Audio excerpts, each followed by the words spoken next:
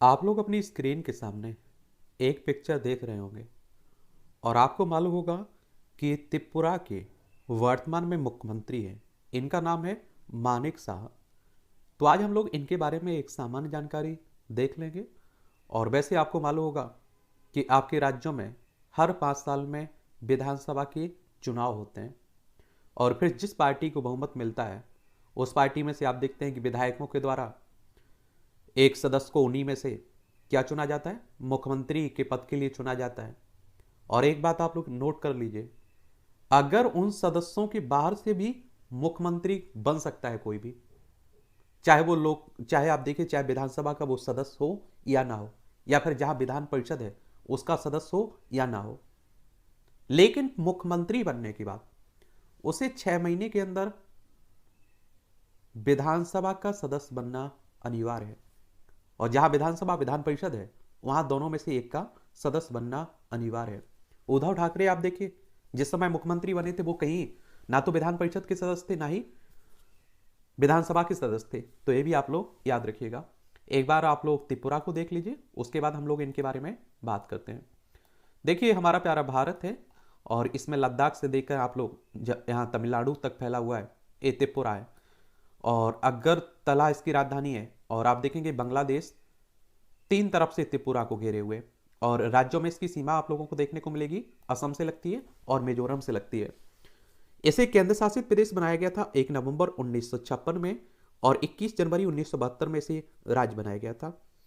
और विधानसभा में 60 सीटें हैं, राज्यसभा में 1 सीट है, लोकसभा में 2 सीटें देखने को मिलेंगी। 10,491.69 वर्ग किलोमीटर में फैला हुआ है आपका त्रिपुरा। ठीक है, ये भी आप लोग याद रखिएगा। और मानिक शाह के देखिए परिवार है, आप लोग देख रहे हैं।